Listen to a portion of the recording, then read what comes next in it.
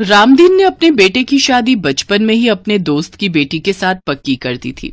अब वो दोनों बड़े हो चुके थे और दोनों की शादी का दिन भी आ गया। लेकिन रामदीन की पत्नी कुंती को ये रिश्ता बिल्कुल भी पसंद नहीं था। अरे कहाँ मेरा पढ़ा लिखा बेटा और कहाँ वो गांव की गवार, लोग क्या कहेंगे। मुझे लोगों की परवाह नहीं है, मैंने एक बार अपनी जुबान दे दी तो अब मैं उससे पीछे नहीं हटूंगा। कुंती देवी की तरह आकाश को भी सोनम पसंद नहीं थी, लेकिन इन सब कश्मकश के बीच आखिरकार दोनों की शादी हुई जाती है।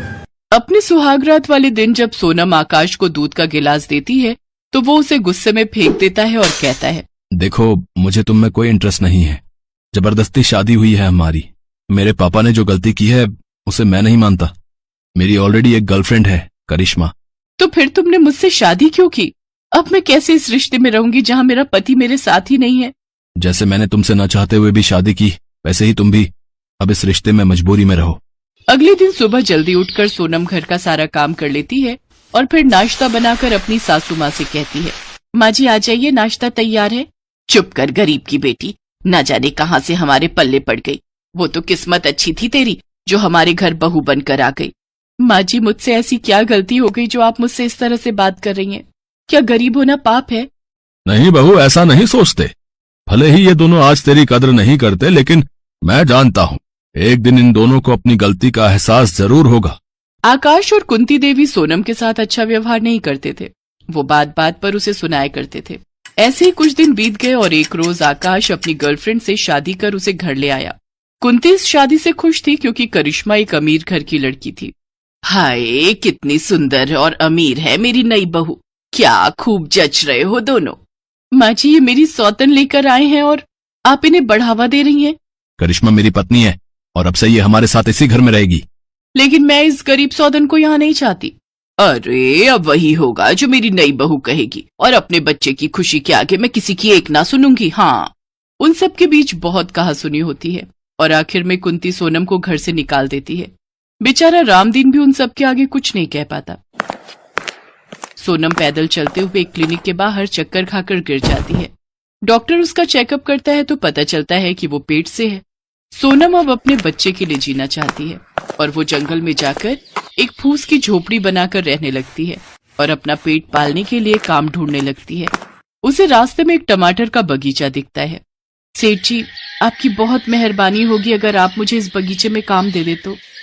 ठीक है, फिर इस बगीचे की रखवाली की जिम्मेदारी तुम्हारी, और मंडी में जाने के लिए जो बोरियां होंगी उनमें साफ साफ टमाटर भरने होंगे।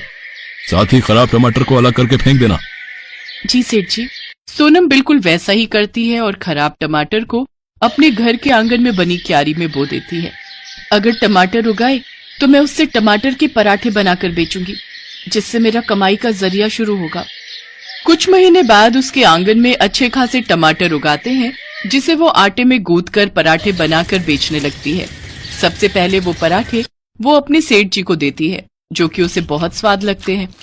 सेठ जी सोनम के काम से बहुत खुश थे। कुछ देर बाद उसके ठेले पर ग्राहक आने शुरू हो जाते हैं। टमाटर के पराठे के साथ टमाटर की चटनी भी खाइए, आइए आइए, सिर्फ 50 रुपए में टमाटर का पराठा खाइए। 50 रुपए में इतना महंगा? बाजार में टमाटर भी तो कितने महंगे हैं बाबूजी, कुछ तो महंगा बेचना ही होगा। लेकिन मैं दावे के साथ कहती हूँ कि आप एक बार मेरे हाथ के टमाटर के पराठे और चटनी खाएंगे तो बार बार यहाँ आएंगे। ठीक है, लगा दो फिर एक प्लेट। सचमुच जब वो ग्राहक उस पराठे का स्वाद चखता है तो अपनी उंगलियां चाटता ही रह जाता है। सोनम के हाथों के पराठे का स्वाद ही कुछ ऐसा था कि जो एक बार खाता वो बार बार उसके ठेले पर जरूर आता, भले ही उसके पराठे महंगे क्यों ना हो। धीरे धीरे सोनम को अच्छी कमाई होने लगी। अब उसे 8वां महीना शुरू हो गया। एक रोज सेठ जी उससे कहने लगे, बेटी कब तक तुम इस हालत में काम करोगी? अब कुछ महीने आराम कर लो। नहीं सेठ जी, अब मेरा काम जम गया है और मेरे ग्राहक भी बन गए हैं। मैं उन्हें तोड़ना नहीं चाहती, बल्कि मैं सोच रही हूँ अब एक दुकान ले लूँ और उसी में काम करूँ।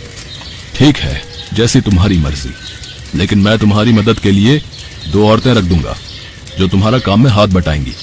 उनको तनख्वाह मैं दे दूंगा और अब तुम इसके लिए मना नहीं करोगी बेटी। ठीक है सेठ जी, जैसा आपको ठीक लगे। सोनम अपनी एक दुकान खोल लेती है। साथ ही सेठ जी उसकी मदद के लिए 2 औरतें भी रख देते हैं।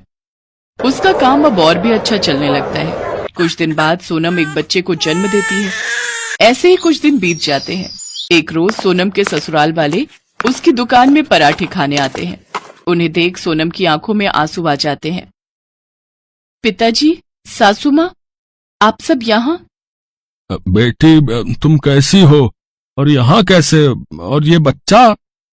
पिताजी, ये मेरी ही दुकान है और ये बच्चा आपका पोता है।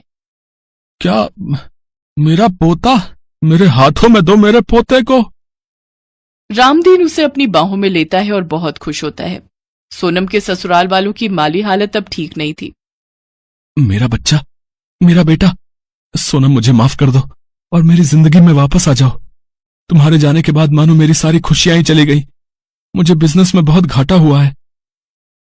हाँ बहू, आजा अपने घर, आजा। क्यों माँ जी, आपने तो मुझे अपनी समीर बहू के लिए घर से निकाल दिया था, तो फिर मैं अब आप सबकी जिंदगी में लौट कर क्यों आऊं? अब मुझे किसी के सहारे की जरूरत नहीं।